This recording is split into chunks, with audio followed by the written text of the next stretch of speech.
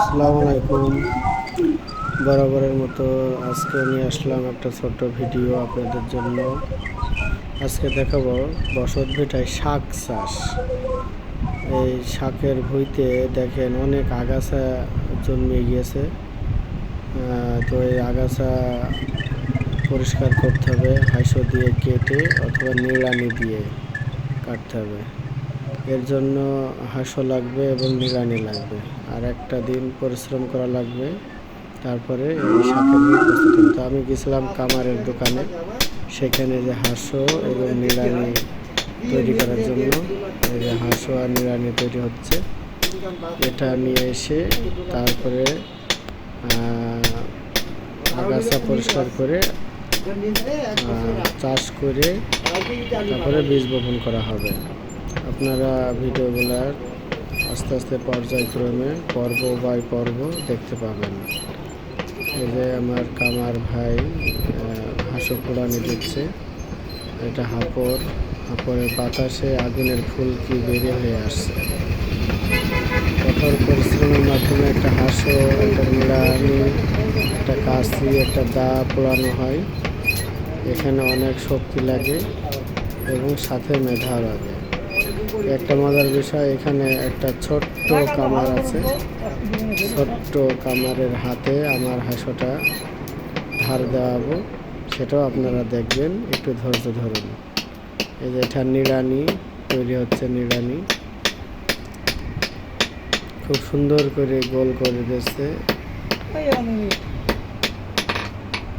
আপনারা দেখুন, সাথে থাকুন।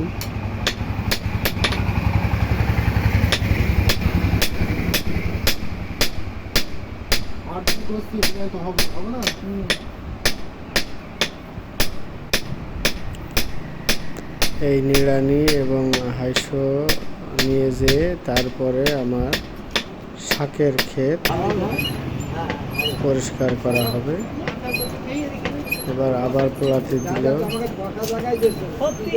সব থেকে মজার বিষয় যে এত পরিশ্রম করার পরেও যদি আপনাদের কাছে ভিডিওটা ভালো না লাগে তাহলে এটা কেমন লাগে। এবার হাঁসটা আবার কাজ করছে হাঁসটা। আর এই যে উনি হচ্ছে আসল কামার, ওনার হাতেই এই কামারশালা প্রতিষ্ঠিত এবং উনি এখনও আছেন এখানে নিজস্ব তত্ত্বাবধানে। আর এই যে আমার খুদে কামার, এই খুদে কামার হাঁসটা ধার দিচ্ছে আর খুব এনজয় করছে। এটা এই কামার ভাইয়ের ছেলে। তার এই কাজ দেখে খুবই মুগ্ধ। আর কীভাবে হাঁসটা ওখানে সেট করতে হয়, কি করতে হয়, সে তার আব্বার কাছ থেকে দেখে দেখে শিখে তারপরে সে নিজে প্রয়োগ করছে।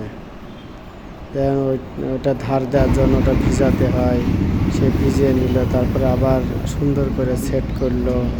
করার পরে দেখেন ওই যে সেট করছে। সেট করতে করতে একবার ব্যর্থ হয়ে গেল, আবার চেষ্টা করছে। ওই যে সেট করার পরে এবার সে ধার দেবে।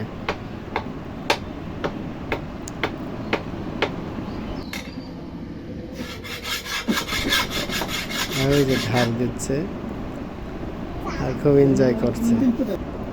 আসলে বাচ্চারা তো অনুকরণ প্রিয়, যা বড়দের কাছ থেকে দেখবে তাই শিখবে।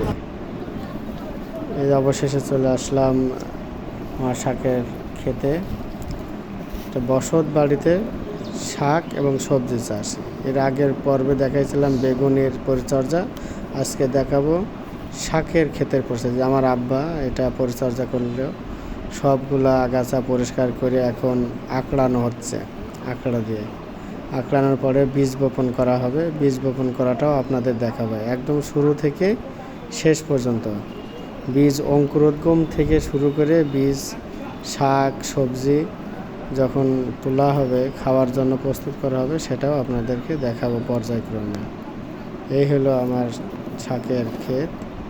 আজকে এরই পাশে রয়েছে সেই বেগুনের ক্ষেত। আজকে শাকের বসত ভিটায় শাক চাষ দেখাবো। এই যে সবুজগুলো দেখা যাচ্ছে, এগুলো আগাছা না, এগুলো হচ্ছে গাজর, এটা ধনিয়া।